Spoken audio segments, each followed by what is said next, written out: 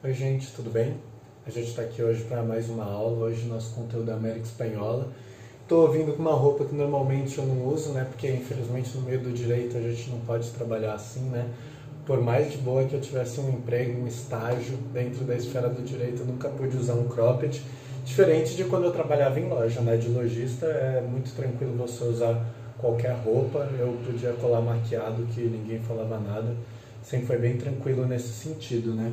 É uma pena que a gente tem a nossa cabeça tão conservadora, né? E mais do que isso, o meio do direito reforça demais esses padrões estéticos de imagem. Se eu colo assim para Sanfran, as pessoas já ficam chocadas. É triste de ver como, né, existe um padrão heteronormativo de vestimenta gigantesco e que a gente separa a roupa por gênero. Isso eu acho mais bizarro, né? Como se só tivessem roupas que mulheres podem usar, só tem roupas que homens podem usar, e né, no final das contas a roupa do homem sempre é uma calça, uma camiseta, um shorts, um shorts, uma camisa, um terno. Puta, um bando de roupa feia, não tem como. Aliás, eu faço uns croppeds aí, quem estiver precisando, tô vira e mexe vendendo também. E né, espero que vocês gostem e não julguem tanto, né? Porque acho que algumas pessoas aí precisam começar a refletir um pouco sobre os padrões estéticos aí, o que acha bonito, o que acha cabível das pessoas se vestirem, principalmente aí na esfera do direito, né? Que de imagem é o lugar mais conservador que eu já frequentei na minha vida, infelizmente. Mas a gente se vira. Essa única blusinha que eu tenho aqui da minha faculdade, né? Pelo menos eu fiz um uso legal dela, assim. Gente, vamos vir para a nossa aula aí agora. A gente vai começar falando sobre as civilizações pré-colombianas. Lembrando, eu vou separar o conteúdo de América Espanhola em 3 partes, tá? Essa primeira parte que eu irei dar essa aula, tá? Partes, digo, 3 aulas separadas, tá bom? Essa primeira aula vai ser sobre as civilizações pré-colombianas. Eu vou explicar como elas se organizavam, quem eram as principais, ok? E como vai se dar a conquista, ok? Na segunda parte de América Espanhola, eu vou passar o conteúdo sobre a colonização, como ela vai se dar, como ela vai ser erguida dentro da América Espanhola e começar a comparar com a colonização da América Portuguesa, porque é justamente essas comparações, essas pontos que a gente vai fazer que mais caem em provas, tá bom? Na terceira parte de América Espanhola, eu vou passar o conteúdo das independências da América Espanhola, tá bom? A gente vai ver como é um movimento que vai acontecer em, vamos dizer, 2 eixos distintos. A gente tem o eixo do San Martín e o eixo do Bolívar, que vai ficar imortalizado. Muitos de vocês já devem ter ouvido falar de Simão Bolívar, até porque temos países da América Latina que levam o nome dele, que homenageiam ele, tá? É um caráter personagem muito importante da história da América Latina e que, infelizmente, estudamos muito pouco no Brasil. A gente está mais interessado em estudar a Revolução Francesa, parece, do que a história dos países da América Latina que sofreram uma colonização similar à que a nossa, que tem sociedades muito mais, vamos dizer, próximas da gente do que a sociedade francesa cá entre nós. Colômbia está muito mais próxima do Brasil do que a França, tá? O Paraguai é muito mais similar ao nosso país do que, por exemplo, vamos pegar Inglaterra, Estados Unidos, tá? A gente tem que cada vez mais valorizar a história, não só do nosso país, mas a história de países que foram explorados de maneira similar à nossa. Porque a gente tem muito mais concordância e similaridade com essas nações. Seja a África, que vai exportar milhões de pessoas sequestradas pelos europeus para cá, para o território do Brasil e também da América Espanhola, mas claro, em menor escala do que veio para a América Portuguesa, ok? E os nossos colegas da América Latina, tá bom? Vamos começar a estudar um pouquinho isso melhor, gente. Em relação às civilizações pré-colombianas, a gente vai ver uma organização de Estado. Quando eu estou falando de organização, eu estou me referindo ao Estado pré-colombiano, tá? Gente, a organização deles é que eles são sociedades teocráticas de regadio. E aí vem a pergunta, Lê, mas o que é uma sociedade teocrática? O que é de regadio? E, gente, eu vou falar para vocês que a gente já estudou esses conteúdos. Não foi comigo, tá bom? Mas vocês já estudaram com o Edu em história geral. Vocês já viram Mesopotâmia, Egito? Lá eram também sociedades teocráticas de regadio. Vamos começar a lembrar e fazer essa ponte, até porque, às vezes, na prova, eles cobram essas similaridades. Civilizações pré-colombianas, Egito e Mesopotâmia, tá bom? Se você não lembra muito, é legal você dar uma revidinha nesse conteúdo, tá? Vai dar uma olhada nas aulas do Edu, conversa com ele, conversa com os plantonistas, que eles podem ajudar vocês. De qualquer forma, também, se quiserem deixar um comentário aí, com uma pergunta, eu posso responder sem prejuízo nenhum. Gente, vamos começar a explicar e destrinchar o que é uma sociedade teocrática de regadio. Ó, vamos pensar no Estado, tá bom? Então, o governo ali das civilizações pré-colombianas. Esse Estado ele era centralizado, ok? Na figura do imperador. O imperador, ele é visto como Deus. Nesse sentido de que o imperador é um representante divino, tá? Um escolhido de Deus, a gente fala que é um governo teocrático, tá bom? É o governo em que a autoridade máxima é divina também, porque ela é um representante de Deus, tá? Esse é o sentido da palavra teocracia. E aí a gente consegue ver, entendi agora, Lê. Então, teocracia, que é um governo com autoridade máxima, com caráter divino, representante é escolhido por Deus. Então, é isso que é a sociedade teocrática? É assim. Vamos dizer, familiarizar com o conceito de teocracia para entender as civilizações pré-colombianas. Agora, além de uma teocracia, ele vai ser um estado territorialmente extenso. A gente já ouviu falar, imagino que vocês, né, também, sobre a proporção do Império Azteca, do Império Maia, do Império Inca, como eram impérios gigantescos. Isso é uma característica muito, vamos dizer, importante para a gente entender a conquista, entender essas civilizações, tá bom? Eles eram estados territorialmente muito extensos e que eles eram hierarquizados, tá bom? Os incas, os astecas, os maias, eles possuem nobrezas.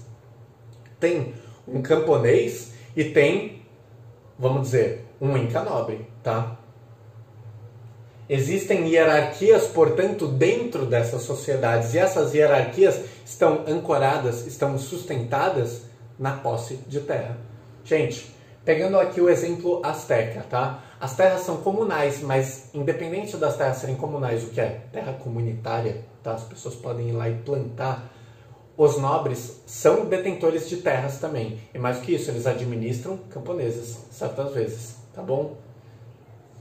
O que vai acontecer disso? Por elas serem sustentadas pela posse de terra também, e eles estarem vivendo em territórios que têm, como eu posso dizer, um clima, às vezes, adverso um pouco à agricultura extensiva, ok? Porque a gente está falando de sociedades que têm milhões de pessoas. Gente, México Tenochtitlan, a capital do Império Azteca, quando os espanhóis chegam na América, é maior que qualquer cidade existente na Europa, tá bom? Tem mais de 200 mil pessoas, o que é maior que qualquer aglomeração urbana do continente europeu naquele período, século XVI, né? 1500.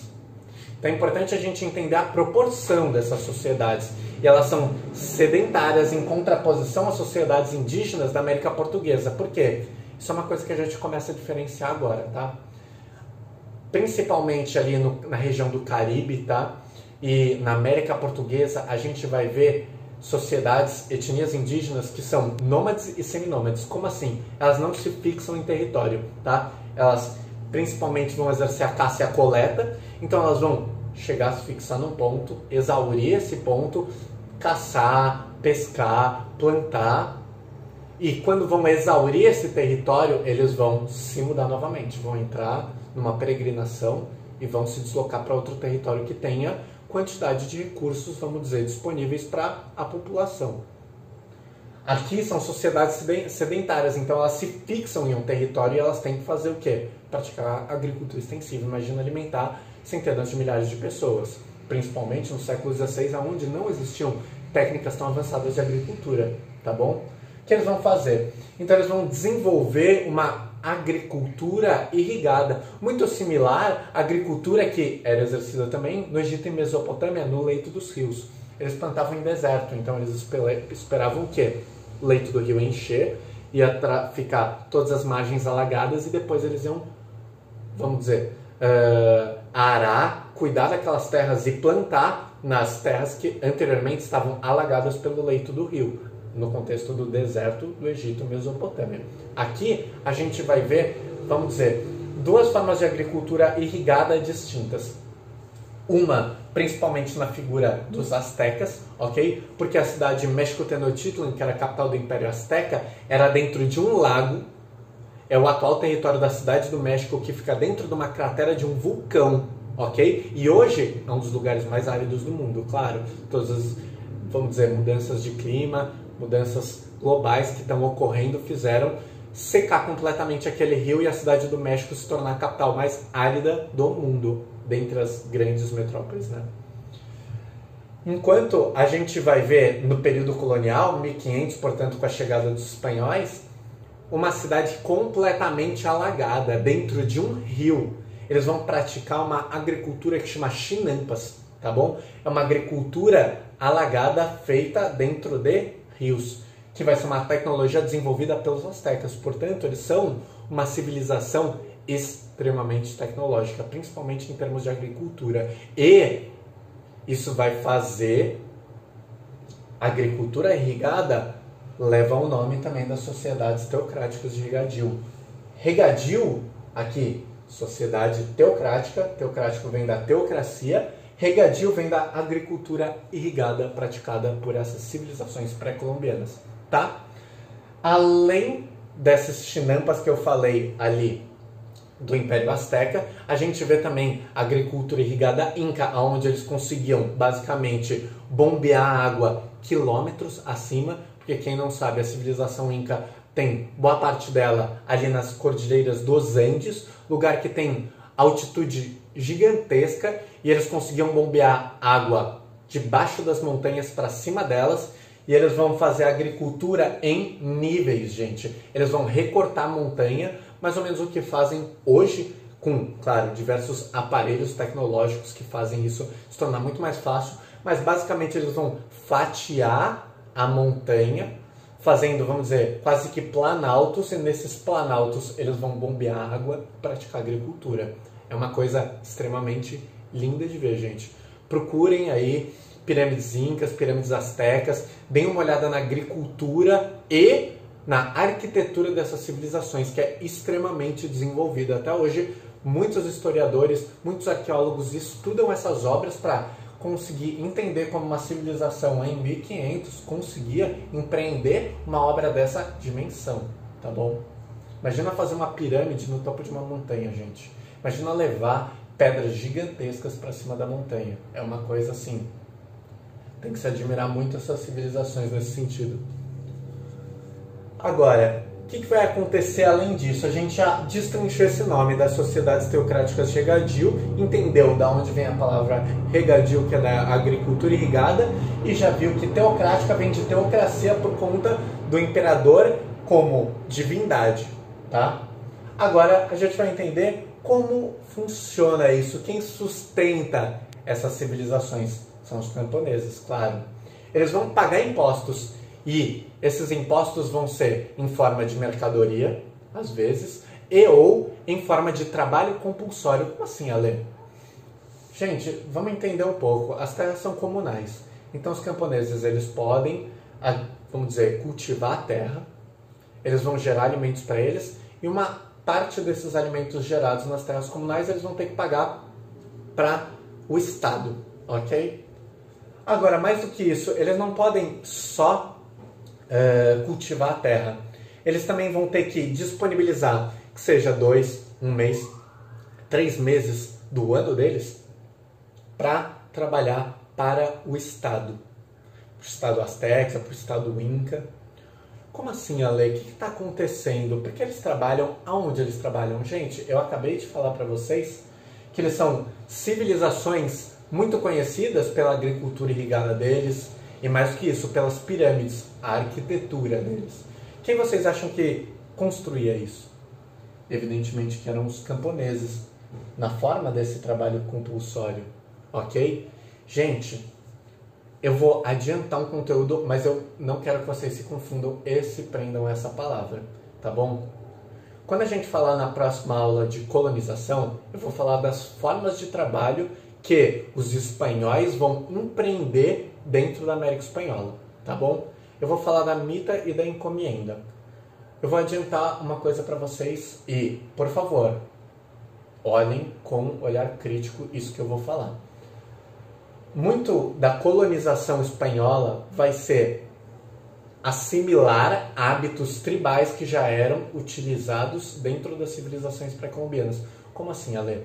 Quando eles forem empreender os espanhóis aqui na América Espanhola, o trabalho compulsório, eles vão se utilizar da mita, que era uma forma de trabalho já utilizada nas civilizações pré-colombianas, mas claro, ela não era deturpada como ela vai ser com os colonizadores. Gente, a mita nas civilizações pré-colombianas antes da chegada dos espanhóis é uma coisa, e a mita na colonização depois da chegada dos espanhóis é outra coisa, então vocês não podem confundir, tá?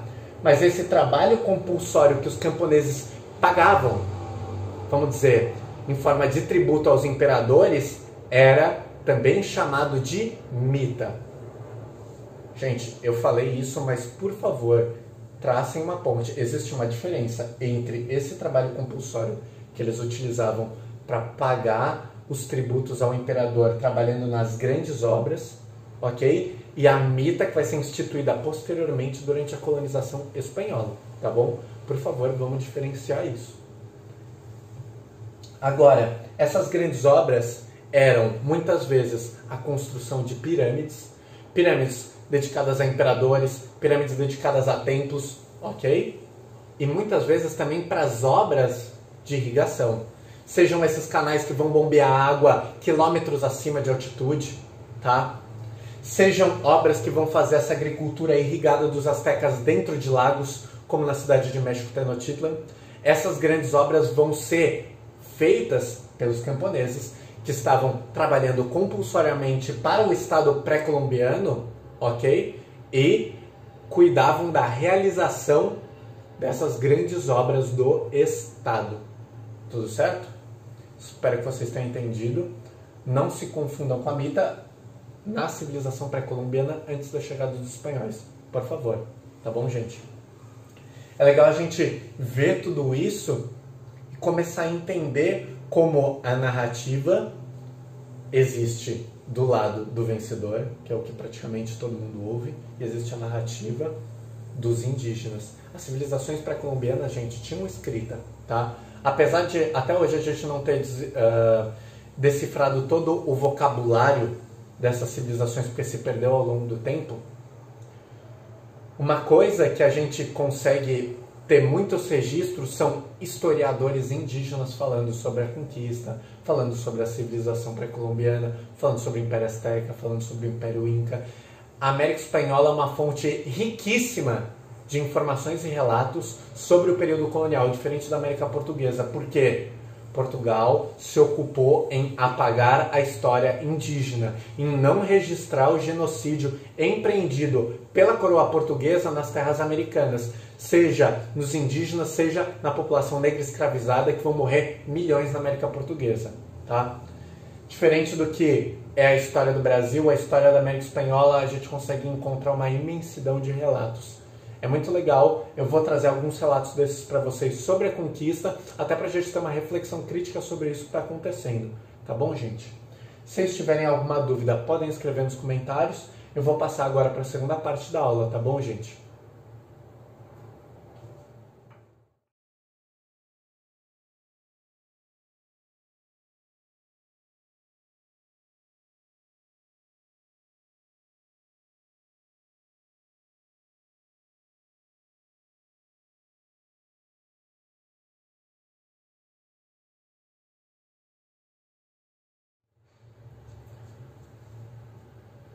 Tudo bem, gente? Estamos vindo para a nossa segunda parte da aula de América Espanhola. A gente vai continuar falando sobre sociedades teocráticas de regadio. Agora a gente vai costurar um pouco o que foi a conquista e quem são astecas, mexicas ou incas, tá bom? Civilizações astecas podem ser também chamados de mexicas, tá bom? Tem algumas pessoas que falam que os incas são os quechuas, mas eles são quase que uma etnia que está dentro dos incas, tá? É a língua falada por eles e vai ser um povo que vai ser basicamente, vamos dizer, conquistado pelo Império Inca e vai acabar tendo um, vamos dizer, grande protagonismo, uma grande projeção dentro desse Império Inca, tá bom? Gente, os astecas, eles eram conhecidos pela agricultura alagada deles, tá? Essa agricultura alagada tinha um nome específico, chamavam chinampas, tá bom? Isso nunca vi cair em prova, mas cada vez mais eles estão cobrando rodapés, né? E questões sobre a América Espanhola que demandam, vamos dizer, conhecimentos muito específicos, então acho legal a gente pensar na agricultura dessas civilizações, quem foi imperador, como se deu a conquista e que região ocupava, tá? Eu separei essas características aqui. A gente já falou um pouco dessa agricultura, entendeu como era, mas vamos lembrar desse nome, chinampas, toda vez que a gente for pensar na agricultura alagada dos astecas, tá? Gente, a capital do Império Mexica era México Tenochtitlan, como eu já falei para vocês, que era maior que qualquer cidade europeia naquela época, 1500, com a chegada dos espanhóis, tá? Era uma cidade realmente gigantesca. Existem, vamos dizer, aproximações de quanto era a população. Tem gente que fala em 2 milhões, tem gente que fala em 100 mil, tá? Quando eu fui fazer uma matéria na FEFELESH de História Indígena Colonial, eles chegaram mais ou menos o que eles acharam meio termo, que seria mais ou menos 240 mil pessoas na cidade de México Tenochtitlan, quando ela vai ser sitiada por Cortés, Pizarro, os 2 sobrenomes dele, tá? Em 1520. Gente, o imperador do Império Azteca era conhecido como Montezuma, tá bom? Ele vai ser o último imperador independente do Império Azteca, porque depois de derrotado e conquistado pelos espanhóis, o Império Azteca vai, vamos dizer, engrossar o exército conquistador e se tornar aliado dos espanhóis numa conquista ativa do resto da América, tá bom?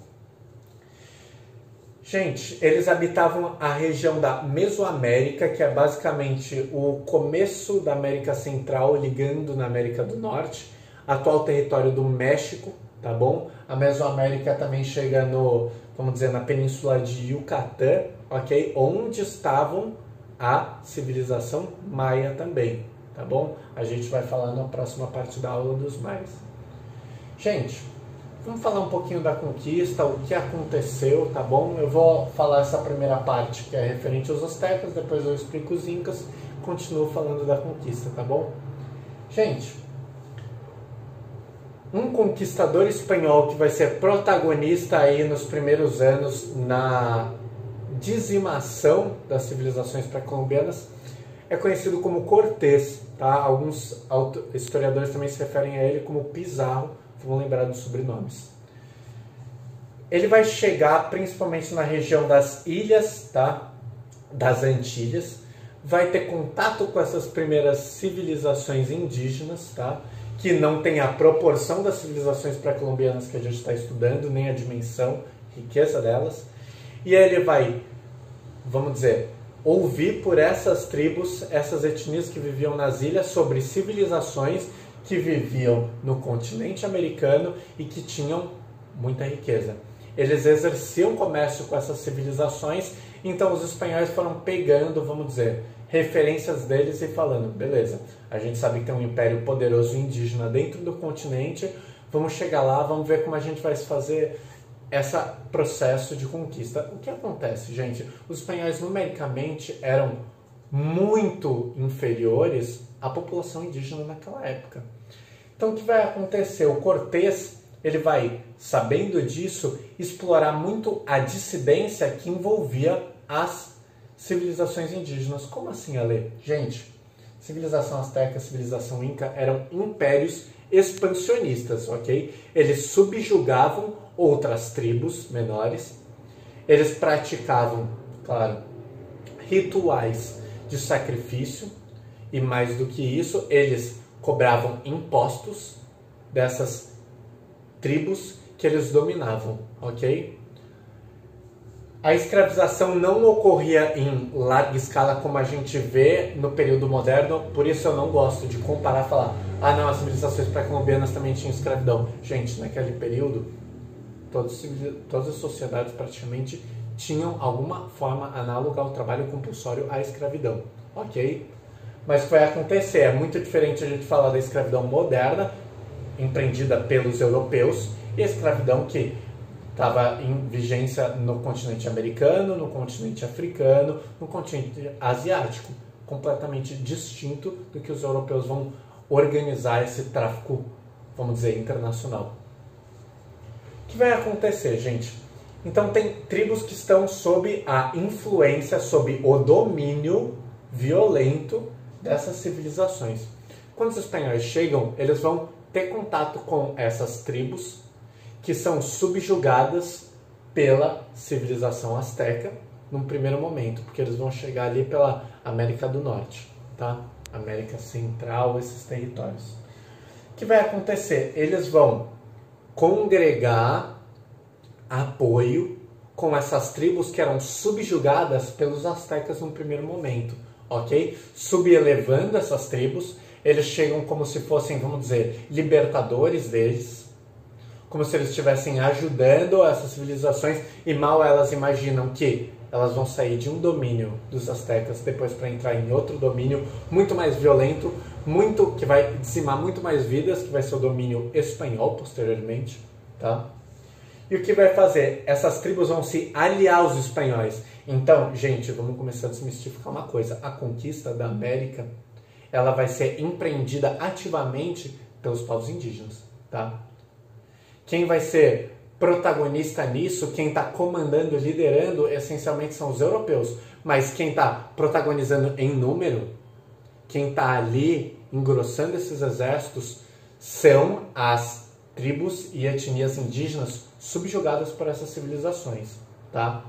Para vocês terem ideia, o exército que vai sitiar México Tenochtitlan é composto de 4.000 indígenas e 1.050 espanhóis no seu apogeu, ok? Então, a gente vê uma proporção de, no melhor momento dos espanhóis, 4:1. Claro, esses espanhóis vão ser dizimados e depois a proporção vai ficar muito maior em relação aos indígenas, tá? Gente, o que está acontecendo? Eles estão, então, explorando essas, vamos dizer, dissidências entre as tribos.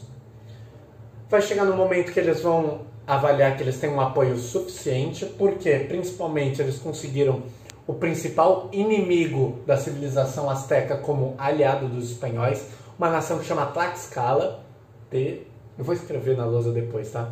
Tlaxcala é Tlaxcala. Deixa eu pegar um disso.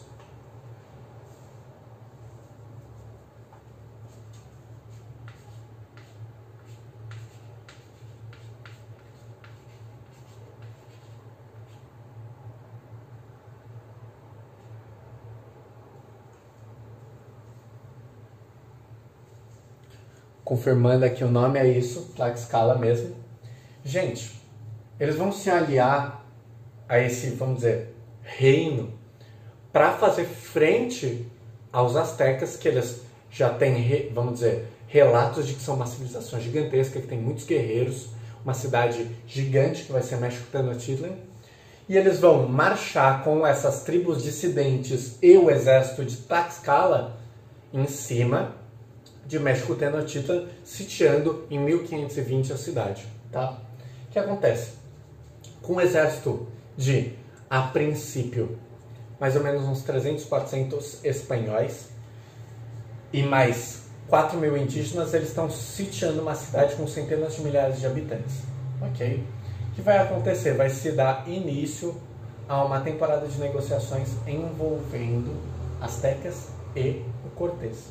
O que vai acontecer nesse contexto? Gente, eles vão receber reforços, primeiramente, tá? De espanhóis que vão ter notícias de que o Cortés está sitiando a cidade mais rica da América, que tem várias riquezas ali, grande quantidade de ouro, então tá indo um monte de espanhol para lá para engrossar essa expedição, e mais do que isso, essas notícias vão chegar no monarca espanhol. E o que ele vai fazer? Ele vai descobrir que tem um expedicionário, que é o Cortés, em nome da coroa espanhola em território americano, fazendo frente já com uma civilização gigantesca indígena e com notícias de um vasto tesouro ali.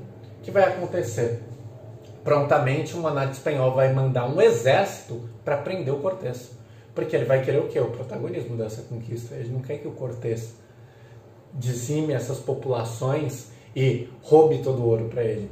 Claro, a coroa espanhola está interessada nessas riquezas. O que vai acontecer? O Cortés, tendo notícia de que o monarca espanhol enviou um exército para destruir a sua expedição, ele vai, enquanto está fazendo o sítio à cidade de México Tenochtitlan, vai emboscar o exército do monarca. Uma coisa muito doida, a gente ouve isso muito pouco em história.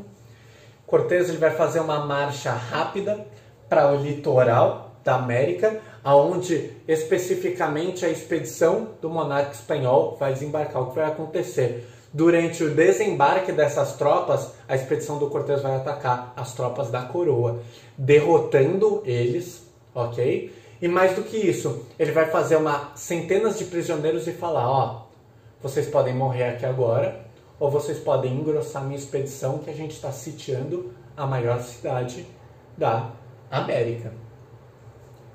Eles pegam centenas de prisioneiros que vão entrar na expedição, pegam os canhões deles, que era uma coisa assim, um poder de fogo gigantesco em relação aos indígenas, e junto com todo esse, vamos dizer, prisioneiros, mais a expedição do Cortés e as armas capturadas pelo Cortés nessa emboscada, ele vai engrossar o sítio a México Tenochtitlan, chegando aí a uma proporção de mais ou menos 4.000 indígenas e 1.050 espanhóis, como eu falei para vocês anteriormente. O que vai acontecer a partir daí, gente? Ele vai marcar uma reunião com o imperador azteca Montezuma para negociar, vamos dizer, uma paz. Ele quer receber ouro em troca. O que vai acontecer? Ele vai fazer uma recepção para os espanhóis, Cortés e os seus comandantes, dentro de uma das principais pirâmides, ali, com toda a alta nobreza azteca e, claro, a presença do imperador. O que vai acontecer? Uma coisa que vai chocar muitos indígenas nessa conquista é que os espanhóis eles são muito traiçoeiros, tá? Eles mentem, dissimulam, enganam, coisa que os indígenas não estavam acostumados a fazer dentro de conflitos militares, ok? O que vai acontecer? Nessa recepção preparada pelo imperador Montezuma, Cortés vai fazer todos os convidados de refém e vai se dar início a um período em que ninguém sabe direito como vai se desenrolar tudo isso, mas durante dias Cortés e vamos dizer, seus altos comandantes estão fazendo de refém a alta nobreza azteca e, basicamente, toda a sociedade de México Tenochtitlan está atônita, vendo e sem interceder no tempo, porque a alta nobreza, inclusive o imperador, está sendo feita de refém. O que vai acontecer? Cortés, nesse contexto, ele vai pedir um resgate, ok? Gigantesco, muitas centenas de quilos de ouros para os aztecas em troca da vida do Montezuma e dos nobres. O que vai acontecer? Ele vai receber esse resgate e prometer que vai devolver o imperador são e salvo junto com o resto da nobreza. O que acontece? Ninguém sabe direito. Os relatos dos comandantes do Cortés, do próprio Cortés, não especificam o que acontece direito, mas o que se sabe, o imperador Montezuma vai ser assassinado após o pagamento desse resgate. Junto com Montezuma, ele vai assassinar também o resto da nobreza azteca que estava sendo feita de refém. O que acontece? Eles veem esse panorama, não se sabe ao certo se ele vai ser assassinado no que a gente conhece como episódio da La Noche Triste, em 30 de junho de 1520, que vai se dar na madrugada, né? 30 de junho, 1 de julho. E o que vai acontecer a partir daí? Os historiadores eles se confrontam, não existe, vamos dizer, uma certeza se o Montezuma vai ser assassinado nesse dia ou se ele já tinha sido assassinado e ninguém só tinha falado para os aztecas. O que vai acontecer? Cortés vai ter contato com o exército dele e vai bolar uma fuga na calada da noite, no dia 30/6, para se juntar às tropas e fugir novamente para o Império de Tlaxcala. O que vai acontecer disso? Eles vão pegar todo o ouro que eles estão levando e que receberam de resgate, vão construir uma ponte por sobre o rio e vão começar a se juntar com o resto do exército. O que vai acontecer? Cortés e a maior parte dos comandantes vão conseguir atravessar essa ponte sem nenhuma percepção dos indígenas, porque eles vão matar os sentinelas que estavam perto ali e vão começar a transladar esse ouro por sobre a ponte. O que vai acontecer? Vai chegar determinado momento, após algumas horas que eles já estão fazendo, vamos dizer, esse envio do ouro e dos altos comandantes para o outro lado do rio, os astecas vão perceber isso que eles estão fazendo e prontamente vão atacar o exército do Cortés. O que vai acontecer é um massacre, gente, tá? Sejam os espanhóis, sejam o exército indígena aliado aos espanhóis, principalmente integrantes da civilização de Tlaxcala, vão ser duramente atacados por essa civilização. O que vai acontecer?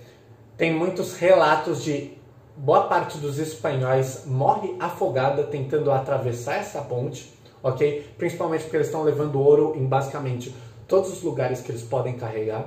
Então, uma vez que eles caem no rio, o ouro afunda eles e eles morrem afogados, tá? Muitos deles também estão vestindo armaduras, eles caem no rio e vão se afogar prontamente, ok? Claro, também, logo que eles vão perceber essa tentativa de fuga dos espanhóis, eles vão lançar uma série de canoas no rio, destruir a ponte, muitos espanhóis vão morrer afogados, muitos cavalos. Tem relatos da expedição do Cortés de que não se via mais a cor do rio. Tamanha a mortandade de corpos indígenas, corpos de cavalos, corpos de espanhóis jogados no leito do rio.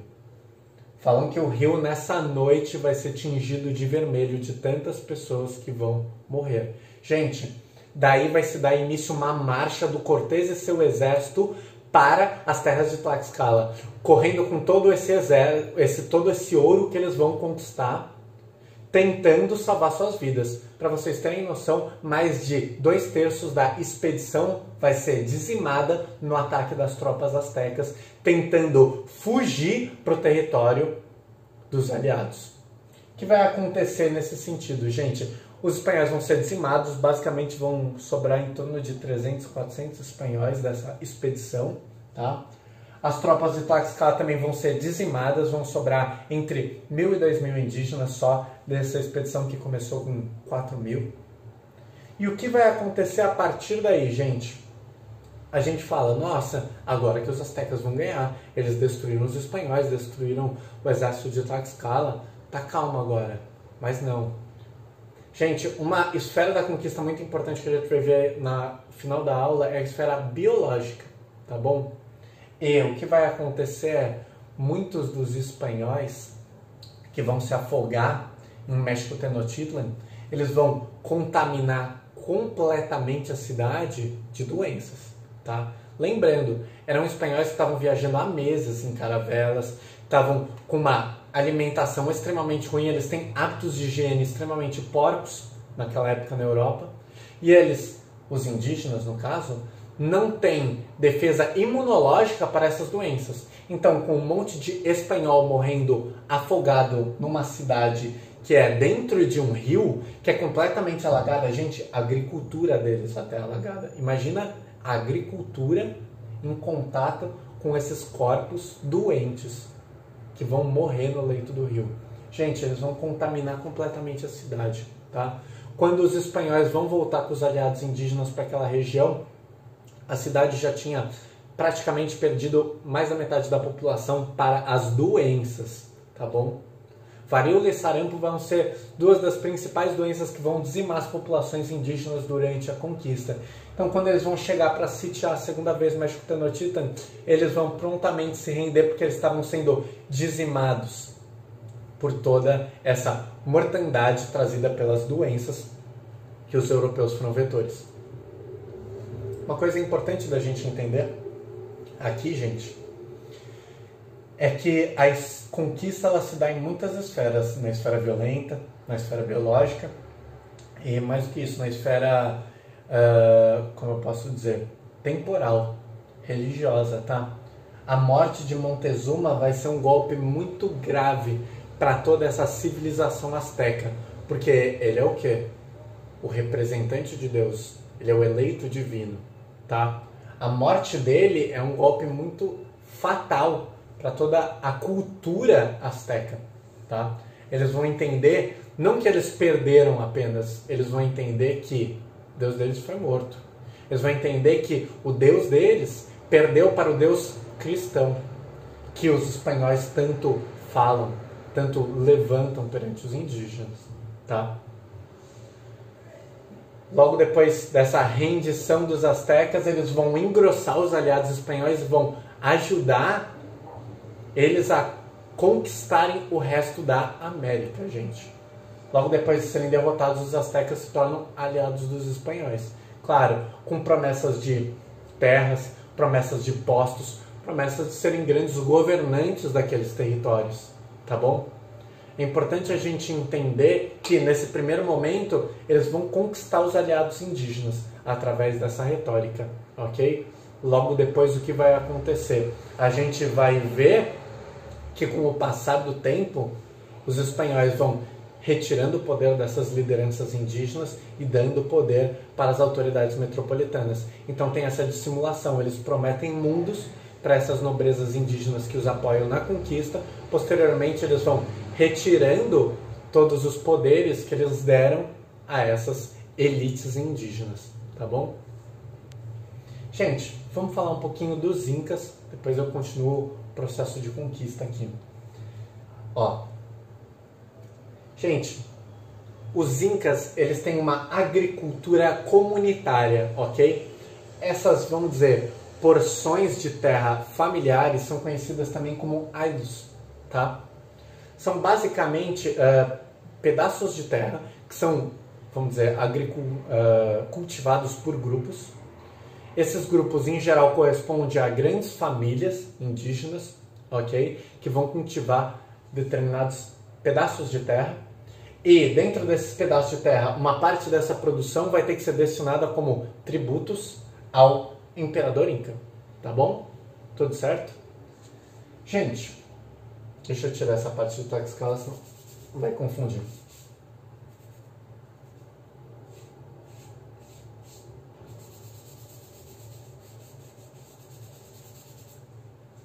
Gente, a capital do Império Inca era Cusco, no Peru, tá? Imagino que vocês já ouviram falar. Cusco ainda é uma cidade até hoje, tá bom? Tem as ruínas do Império Inca antigo. Já vi muitas fotos, tenho muita vontade de visitar um dia, parece muito lindo. Mas, diferente do Império Azteca, eles vivem o que a gente conhece como diarquia. Então eles têm 2 reis, 2 imperadores, tá bom?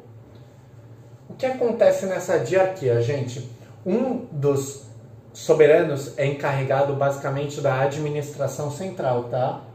Claro, sede em Cusco. E outro deles é basicamente encarregado da expansão, ele é o comandante militar do Império Inca. Atahualpa e o Huáscar eram 2 irmãos e, durante a chegada dos espanhóis, eles estavam vivendo uma guerra civil. Tá bom, gente? O que vai acontecer? Os espanhóis vão demorar praticamente 10 anos da conquista aqui do Império Azteca até chegar nos Andes, até chegar na América do Sul e entrar em contato com a civilização incaica. O que vai acontecer, gente? Quando eles chegam, o Império Inca está assolado por uma terrível guerra civil que opôs Atahualpa e o Huáscar. E os espanhóis vão ser muito hábeis em, basicamente, negociar aquelas dissidências da guerra civil para eles. Então, uma parte da nobreza incaica vai apoiar os espanhóis contra o rei da administração central, contra o Atahualpa, ok? O que vai acontecer nesse contexto? Gente, quando Atahualpa encontra Cortés, ele tinha acabado de sair vitorioso de uma batalha gigantesca, ele tem um exército de basicamente 30 mil indígenas que engrossam suas fileiras, e ele é um soberano que está muito altivo. Ele acredita que os espanhóis não vão oferecer um grande risco para ele. O que vai acontecer nesse contexto? De novo, aquelas dissimulações e enganações empreendidas pelos europeus. Cortés vai convidar Atahualpa para uma reunião, e ele vai ir para essa reunião com boa parte do seu exército. O que vai acontecer? Eles vão chegar ali desarmados. Não imagina que apenas uma centena, basicamente nessa hora a expedição do Cortés está contando com uns 200 espanhóis. Ele não imagina que o Cortés vai conseguir fazer, vamos dizer, ameaçar efetivamente a vida dele. O que vai acontecer então nessa reunião? Cortés vai falar que o Atahualpa tem que abraçar o cristianismo. Ele inclusive dá uma Bíblia para o Atahualpa. Ele rejeita o cristianismo, joga fora a Bíblia e valoriza a sua cultura, ok? Não se ajoelha perante os espanhóis, apesar de já terem conquistado boa parte da América. O que vai acontecer a partir daí? O exército de Cortés vai fazer um atentado nessa reunião. Ele vai emboscar o Atahualpa e eles vão conseguir, através daquela, vamos dizer, choque que os incas vão ter com as armas de fogo, os cavalos, as armaduras de ferro, canhões, que o Cortés vai utilizar nisso, eles vão conseguir massacrar milhares de indígenas nessa emboscada, tá? O que vai acontecer a partir daí? Eles vão sequestrar Atahualpa e vão pedir um resgate para a civilização inca. Gente, esse resgate é basicamente um cômodo maior do que essa sala que eu estou dando aula aqui, um cômodo gigantesco, e eles vão falar, eu quero esse cômodo lotado de ouro. Gente, eram civilizações tão ricas que prontamente o Império Inca entrega um quarto de ouro para o Cortés. Imagina a dimensão dessa riqueza, porque o ouro não tem essa valoração nas civilizações pré-colombianas que o ouro tem para os europeus. É de um estranhamento gigantesco entre, por exemplo, astecas, entre incas, o fetiche que os europeus têm pelo ouro. Tem uma série de historiadores indígenas que vão escrever assim.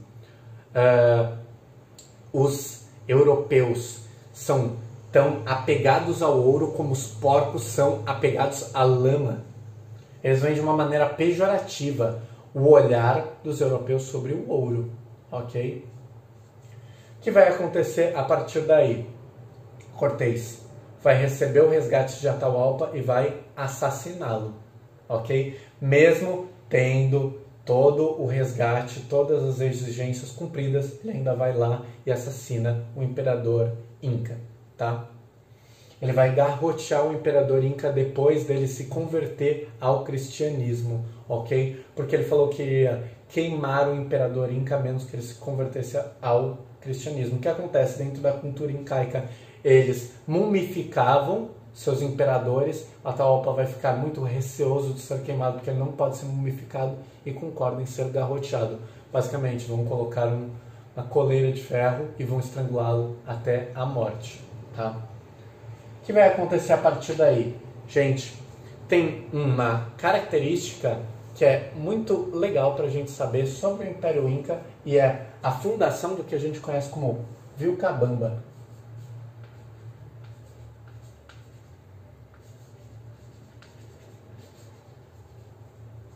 Gente, após a derrota do Império Inca, após boa parte da nobreza incaica se render aos espanhóis, uma parte vai continuar rebelada dessa nobreza incaica. E eles vão fundar o império na cidade de Vilcabamba. Não é tão próximo de Cusco, mas alguns quilômetros de Cusco, vão fundar esse império de Vilcabamba e vão fazer durante séculos uma revolta na América do Sul contra a colonização espanhola, tá? O último imperador de Vilcabamba, o último imperador inca vivo, vai ser conhecido como Tupac Amaru. Nome que a gente já conhece, tá?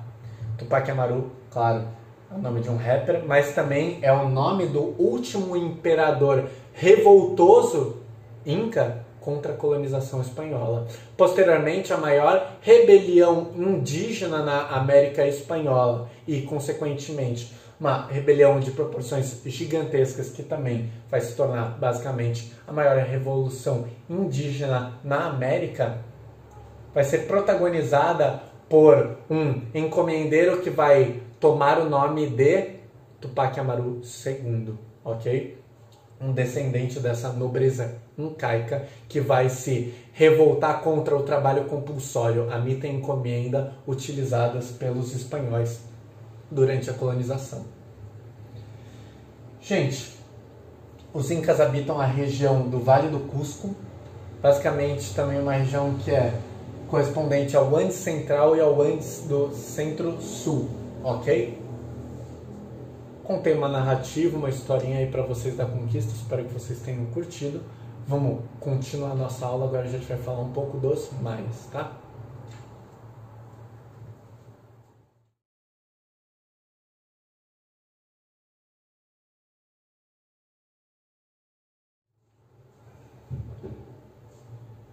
Tudo bem, gente? Estamos chegando ao final da nossa aula, estamos indo para a terceira parte.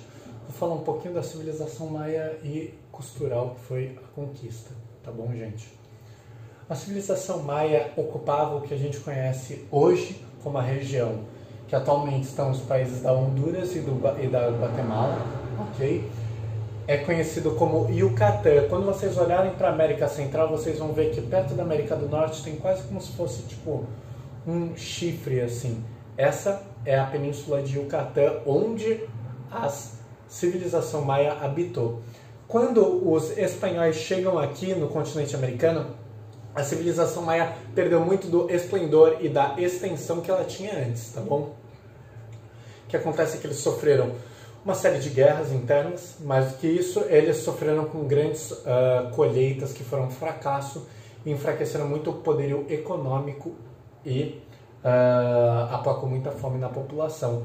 Portanto, quando os espanhóis chegam aqui na América Central, eles vão ver uma civilização herdeira da civilização maia, mas que não tem mais a proporção e, vamos dizer, o esplendor econômico que tinha a civilização maia anteriormente, tá bom?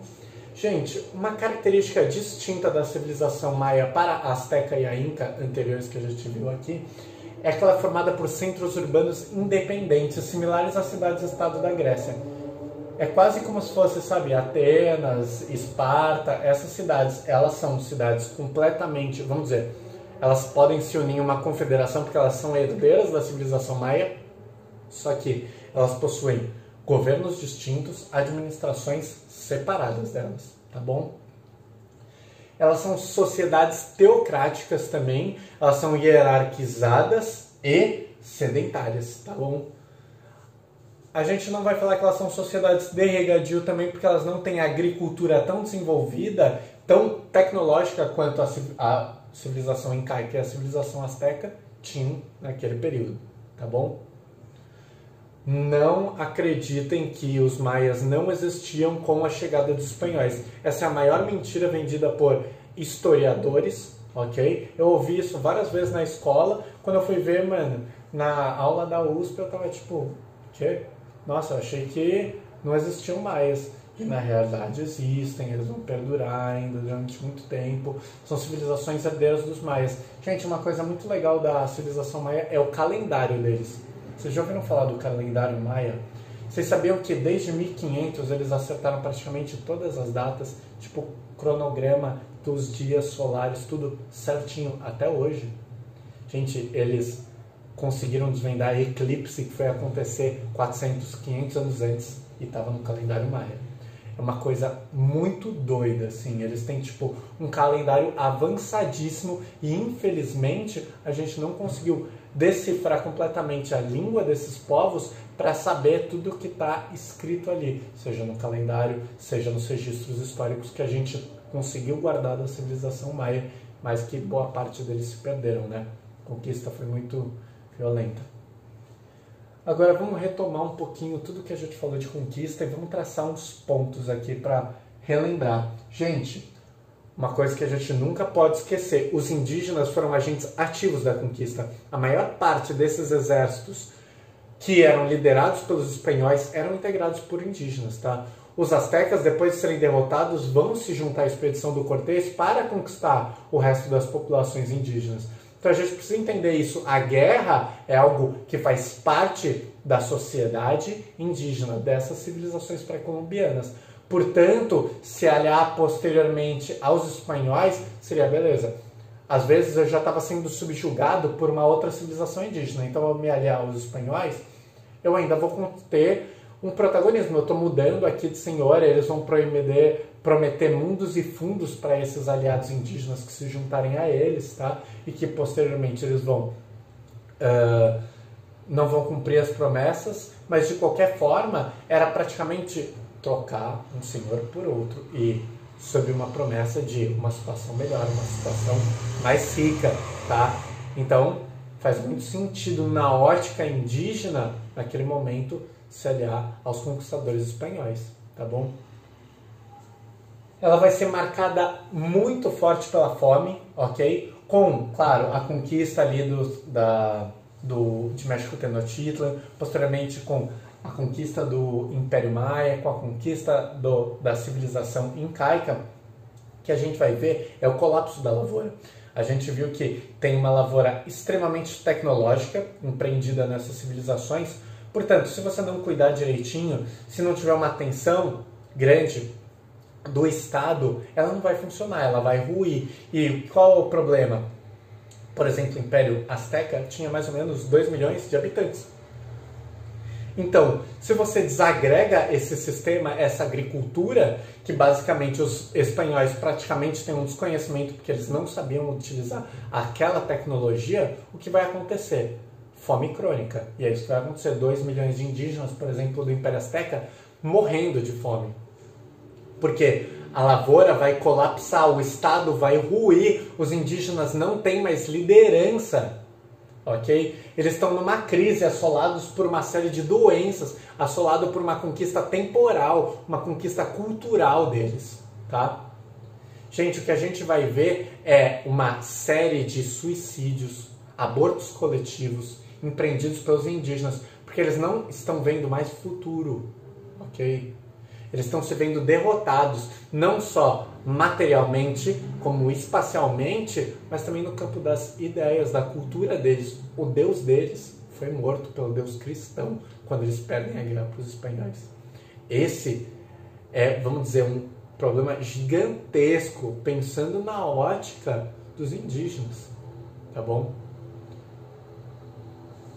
Agora a gente vai denotar um pouco as 3 esferas principais dessa conquista. A primeira delas é a militar, ok? Que é o genocídio empreendido pelos espanhóis, essa violência, estupro, assassinato, tortura. Gente, os indígenas não são familiarizados com isso. O Cortés, ele vai atacar essas civilizações indígenas baseado no quê? Na Guerra do Terror. Ele vai estuprar, ele vai matar, ele vai torturar, ele vai matar criança, toda a população de tribo e deixar os corpos ali. Os indígenas ficam horrorizados. Tamanha violência que os europeus vão empreender nas expedições deles. Coisa que, mesmo no contexto das guerras intertribais, eles não tinham familiaridade. Mais do que isso, tem essa esfera cultural que a gente já falou bastante, é o que eu estou falando como temporal, né? Que essa conquista que não é só no campo, vamos dizer, material. Ah, eles conquistaram a minha cidade, ah, eles mataram o meu rei. Gente, é Deus deles que está ali, tá? A gente tem que entender o imperador deles como uma autoridade divina. Ele morrer é um golpe no Deus deles, é um golpe em toda a cultura, tá? E, mais do que isso, gente, até no calendário deles estava previsto uma grande calamidade que ia acontecer nesses anos, é bizarro. Os calendários deles eram muito acurados. E eles previam uma calamidade, a destruição da civilização deles, que vai acontecer, infelizmente.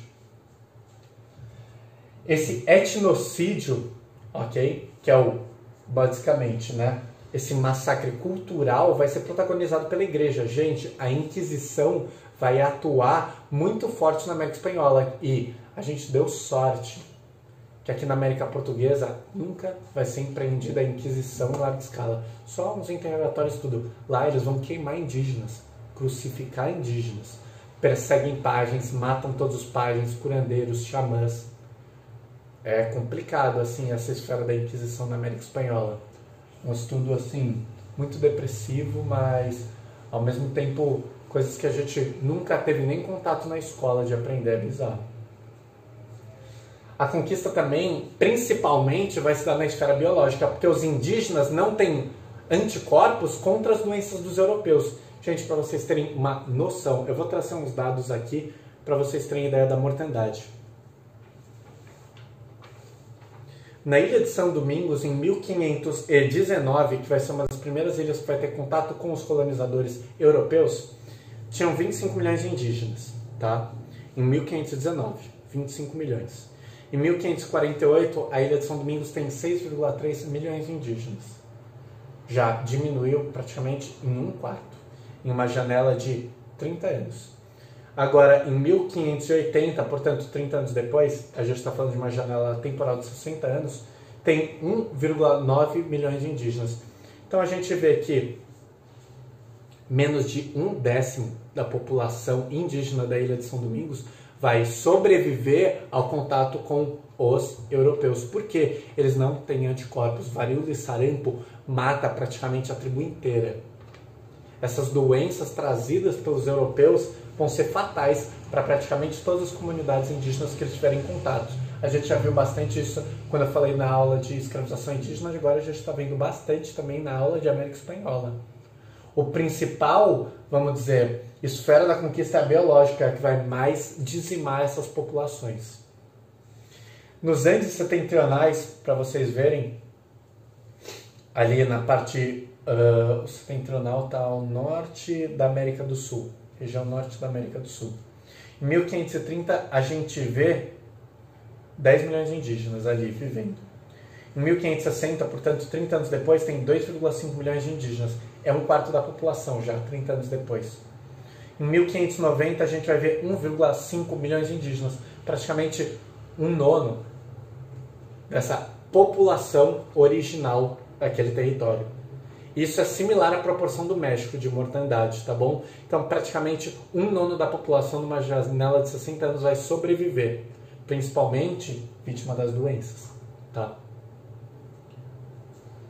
Tem um poema que já caiu em várias provas, tá? Ele é cobrado, é de um cara muito importante para a história da América Latina, um poeta muito famoso, senador do Partido Socialista, partido do Salvador Allende, um dos principais, vamos dizer, socialistas democratas na América Latina, um dos poucos que vai conseguir ser eleito democraticamente no século XX. Tá? O Pablo Neruda vai falar assim: a espada, a cruz e a fome iam dizimando a família selvagem. Esse trecho do poema cai muitas vezes em prova. Cai às vezes falando, e aí, tem uma esfera da conquista que não está presente aqui. Qual é a esfera da conquista que não está presente, gente? A esfera biológica. Ele não está falando das doenças aqui, tá? Ele está falando da esfera cultural, da esfera militar, a fome que vai marcar a conquista devido ao colapso da lavoura. E muitas vezes também vão perguntar sobre esse trecho do poema, falar, me explica o que está representando a espada, o que está representando a cruz, o que é a fome que ele está falando. E aí você vai ter que explicar a conquista, tá? Fiquem atentos a esse trecho e lembrem tudo isso que eu falei da conquista. Vocês não precisam lembrar a historinha toda que eu contei, mas vocês precisam entender como ela vai se dar. Vocês precisam saber diferenciar a civilização Inca e Azteca da civilização Maia. A civilização Inca da Azteca. A civilização Inca, que é uma diarquia, a Azteca não é uma diarquia, tá? Vocês têm que procurar similaridades, ao mesmo tempo que vocês procuram diferenças, tá bom? Porque essas civilizações não são civilizações que estão presentes na América Portuguesa, e isso é um caráter extremamente único da América Espanhola, tá bom? Enquanto essas populações são sedentárias das civilizações pré-colombianas, aqui a gente é nômade e seminômade na América Portuguesa, tá? Nas próximas aulas a gente vai exercitar muito essas comparações. Eu quero que vocês fiquem com essa reflexão crítica e fiquem também engasgados com o tanto de gente que morreu na invasão dos europeus da América, porque isso não é descoberto, isso não é chegado, isso não é colonização, isso é massacre, isso é genocídio, etnocídio, tem nome, tá bom, gente? Espero que vocês tenham gostado da aula, até mais. Vou colocar aí o resumo para vocês, um resumo legalzinho, também tem as anotações da lousa, ok?